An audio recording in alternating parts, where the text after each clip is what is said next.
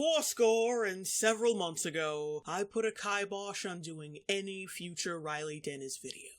Apart from live streams, those are fair game. But as far as a scripted, edited response that I have to put work into, hell no. That asshole is dead. That vacuous black hole of stupid is just not worth the trouble anymore. Trust me. His girlfriend, on the other hand... Your weight doesn't equal your health. Like, that's just objectively not how it works. She's a Riley Dennis subsidiary through and through. If you haven't heard, Tess Holliday was on the cover of Cosmopolitan magazine, and people had, a lot to say about it. One side praising her for her wonderful expression of body positivity, and then you got the other side saying, why is that large Christmas tree on the cover? It's September. No, but yeah, they're saying that Tess Holliday and the cover itself promotes obesity, which is 100% correct. In this video, I will be talking about Tess Holliday, but I'll be using Fiona's video as framework for that, because she is also talking about Tess Holliday in the video that I'll be talking about Tess. You get the fucking point. But I would assume they're doing like, you're promoting obesity thing, but like, she's just living her life? True! Like, she's just existing? Yes. Oh my god, Riley's in the video! That's so awesome! She's not promoting obesity, she's just living her best life! Your kicks and neighing are quite disingenuous, Riley. Because, people made her pose for these magazine covers. People made her perpetuate the lie that you can be obese and healthy. In the beginning I used to say, I'm healthy, my cholesterol's fine, I don't have high blood pressure, I don't have diabetes, she says. But now she takes a different approach. By telling people that you see a doctor, and telling people that you're healthy, it's perpetuating the abuse against bigger bodies and the mindset that we owe it to people to be healthy. What? Cholesterol. My cholesterol's fine, I'm perfect. Yep, I'm healthy. They forced her to be a self-appointed fat acceptance advocate. Despite all the internal turmoil Tess has been experiencing over the past couple of years, she still maintained her role as a powerful influence in the body confidence movement. Her F Your Beauty Standards campaign on Instagram took off, with the hashtag being used over 3.2 million times. She has no agency in her decisions whatsoever. Sis is living her best life, and we just won't let her. I find it really funny when people are like, we just care about health. And I'm like, who cares about other people's health? You're lying. I know you're lying. You know you're lying. Can we stop the, I care about their health thing? But if you care about people's health, why aren't you going to, a clubbing district and going up to everyone who's binge drinking and being like, did you know about the dangers of alcohol poisoning? Did you know about the dangers of alcoholism? Do you do these things? No, but the next time a mainstream magazine features a baggy-eyed, piss-pants, vomit-stained drunk as their latest cover with the tagline, liver damage is the new sexy, F the haters,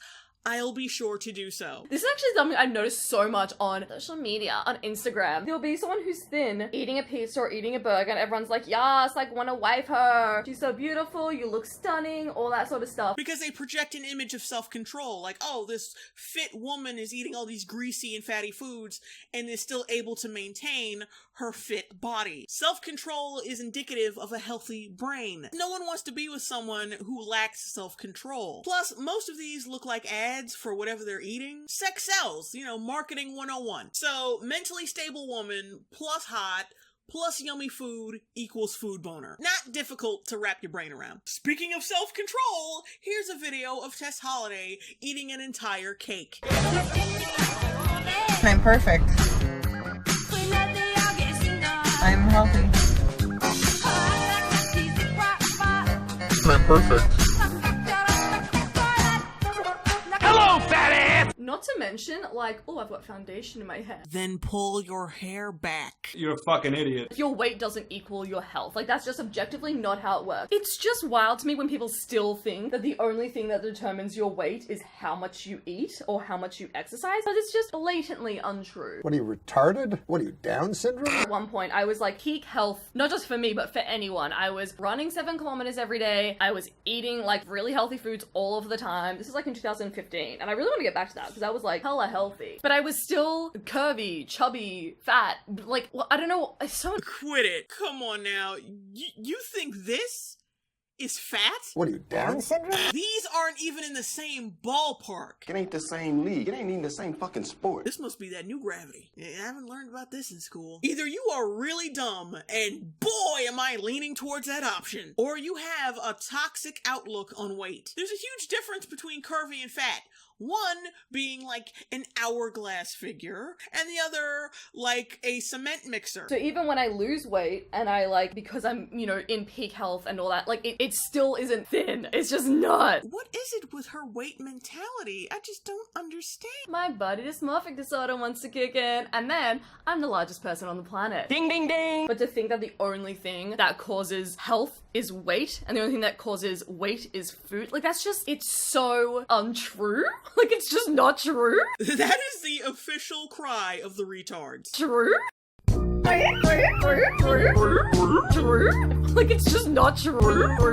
We are living in the time of the retards. I know so many people who have gotten gastro, and they'll be like, yeah, but I lost like 3 kilos. And it's just like, that's, why are you celebrating that if we only care about health? You know? And for no reason whatsoever, here's a list of all the diseases caused by obesity. Go suck a dick, suck a motherfucking dick, suck a dick, suck a huge or small dick. And what the fuck is wrong with not wanting to look like you could support a suspension bridge? Stop being a French fried hater, Fiona. I don't know. I just find it so crazy that people are like, it's literally just about health. When, why do I want to get skinny? For no reason. If it's literally just for my health, maybe there's something else at play here. Once again, here's a list of diseases caused by obesity. There have been so many people on the cover of Cosmopolitan, so many people who are unhealthy as well, and people are saying, her babbling notwithstanding, I think I know where she's going with this because someone on Twitter brought it up. You're outraged about Tess when you don't see anything about these fat men being on the covers of magazines. Here's where you fucked up. None of these men promote fat acceptance rhetoric, and 2 out of 3 of these men have since lost vast amounts of weight. So, you know, that doesn't fucking work. And let's be real here for a second. There is a difference between how society treats fat men versus fat women. Most fat men, if you come at them with the cold, harsh facts about their health and what they need to do to fix it, they will acknowledge these consequences and eventually end up fixing it. Men in general have been hit in the face with a big brick of humility since the day they were born. They don't get beauty campaigns shoved up their asses like we do. Hey divas! Even if you are a lazy schlub with the personality of a deer tick, you are still the greatest gift from God because vagina. A fat boy gets bullied and he either has to learn how to fight or lose the weight, which I have no issues with that. But generally, girls are not taught the same thing. Fat girl gets bullied, and everyone like crowds around him and says, oh, you're perfect, you're beautiful, only dogs go for bones. Now finish up that pie, bitch. Of course there are exceptions. When I started getting bullied, my parents told me, beat their fucking ass, and they won't bother you again. Standing up for yourself not only gives you the confidence to love yourself, but also to know what's best for yourself. And in knowing that, you won't need constant outside validation or an entire jar of frosting. This is what Tess Holliday thrives on. You think she became a model because she wanted to release her fellow fats from bondage? No, it's because she's a validation addict. Why face your problems when you have millions upon millions of fans distracting you from the fact that you will die sooner than everyone else? And people are saying that they're like just mad that Tess Holliday was on it because she's like not a good person. That is a lot of wind, I'm sorry. And I don't know that much about Tess Holliday anyway. I don't even care about Tess Holliday. Are you sure? Are you sure? She's not like the best role model. I'm like, are you telling me that every single person on the cover of Cosmopolitan has been the best role model?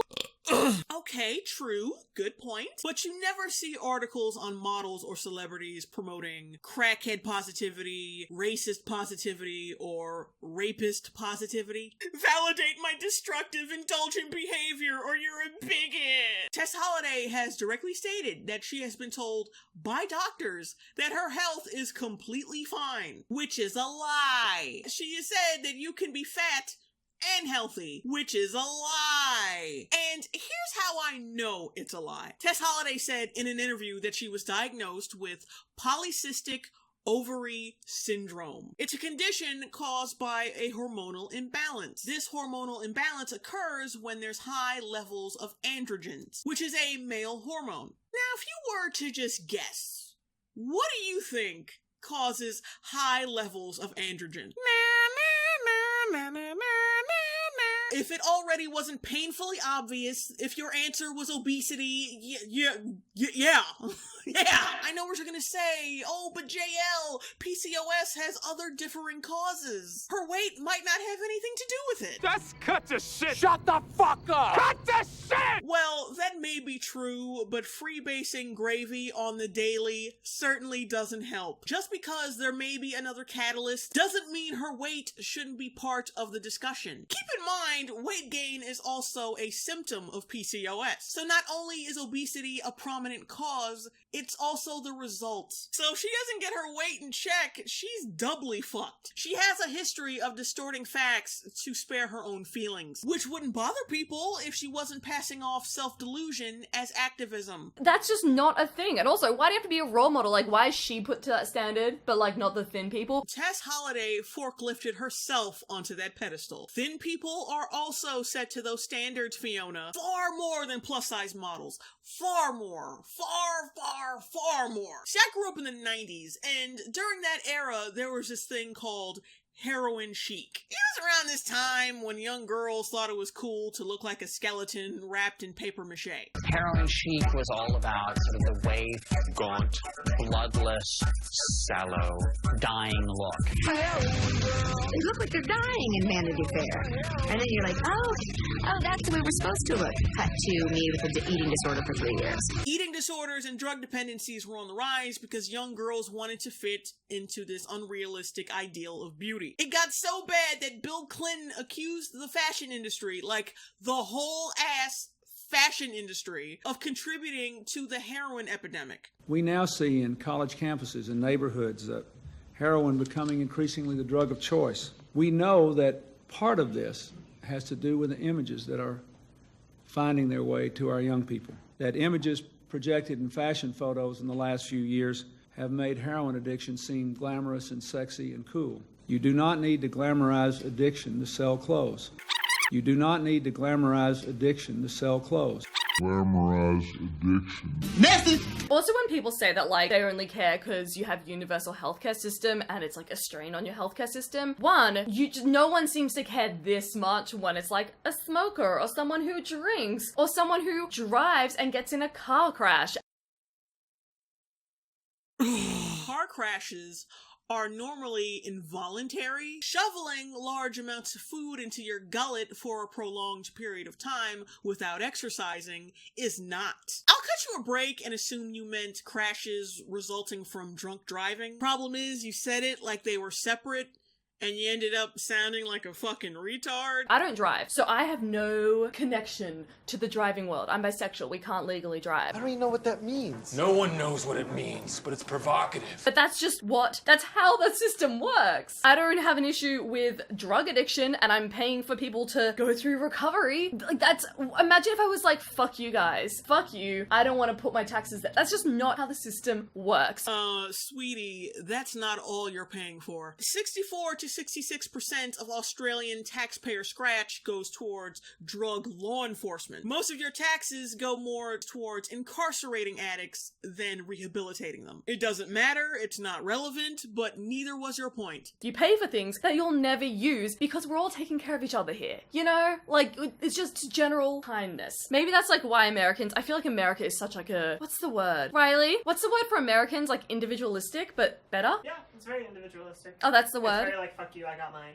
Kind of thing. Yeah. Riley, you've lived here, gotten a college education here, you've made money making ass-backwards shitty videos here, but you want to act superior. Why? I don't take issue with tax money going towards drug rehabilitation because you're paying to cure an addict of their addiction. Putting tax money into an obese person, you might as well be throwing your money away. Doctors do not cure obesity. Obese people cure obesity by losing the weight. So I ask again, why so superior? Because you're happy about forking over your money to the government so fat people can stay fat, sticking bandages on diseases easily treatable with diet and exercise? Can't relate. And shut up, Seabiscuit! Get out of the fucking video. It's so strong there. Like, it's stronger there than anywhere else. It's like, you know, people with healthcare, they're like, well, if you can't afford to live, then go fuck yourself. I'm like, what? Who put a price point on being able to afford life? Like, what? Oh, then may I suggest staying the hell out of Canada. So, altogether, let's take a pledge to stop pretending to be worried about people's health and just say you hate fat people. Just be honest with us, you know? No, I'm not. Because I don't need to be interacting with you. You don't need to be interacting with me. Thank you, Jesus. I feel like I need to do like a proper scripted video about this sort of topic one time. No. People also have like mental block. Binge eating and just not eating healthy can be a mental thing, which is really hard to shift. The way that people grow up, especially with like socioeconomic demographics, like if you grow up eating a certain way, it's so much harder to break that. Oh, so you are admitting fat people are unhealthy, but not physically unhealthy, because blah blah blah, despite the fact their unhealthy mind creates unhealthy habits, which creates an abnormally large body, but their body's not unhealthy. What the fuck? Am I making any sense at all? Nope. The majority of the calories that your body burns are through your basal metabolism. That shit is fucking trash, dog. Get the fuck off the airwaves. Yeah, no, there's a lot of like science behind it, that Yeah. your basal metabolism is like the vast majority of the calories you burn. And so like people have very different basal metabolisms and you can't change that. That's not an excuse to stay fat, Riley. Get the fuck off the airwaves. I've forgotten where I'm going, Riley. I'm just ranting now. I think it's great from what I've heard. Great points. Thanks, babe. Kermit the Frog and Miss Piggy are so supportive of each other. Thank you guys so much for watching. Give this video a like because I need your validation. No. In conclusion, is Tess Holliday unhealthy? Yes. Does Fiona share the same tiny brain with Riley Dennis? Yes. Is fatness in general unhealthy? Yes. 1 minute y'all are squawking about offensive fitness ads and how they perpetuate an unrealistic standard. But then, like, isn't Tess also a model? If her presence in modeling does open us up to a new standard of beauty, isn't it just a matter of time before young girls start thinking they're not good enough unless they look like the Stay Puft Marshmallow Man in a Jessica Rabbit wig? Models have always been a template for unrealistic beauty standards. We'd just be replacing one extreme with another one. And so that is my video. Before I go, I want to clue you guys in. YouTube has demonetized my entire channel over some bullshit. They said I've been duplicating videos, which makes no fucking sense. So basically, they demonetized me for no reason whatsoever. So if you guys want to buck the YouTube establishment and support my channel, share this video, Smash that like button. subscribe, donate, or become a patron on Patreon. And thank you guys for the support. I got other stuff coming out. One particular video is going to be done on Bunty King, on that cuck video he came out with. It's a laugh riot, and I just had to do something with it. So bye everybody, love you, you're beautiful. Like it's just not true. And then That shit is fucking trash. Get the fuck off the airwaves. like it's just not true. And then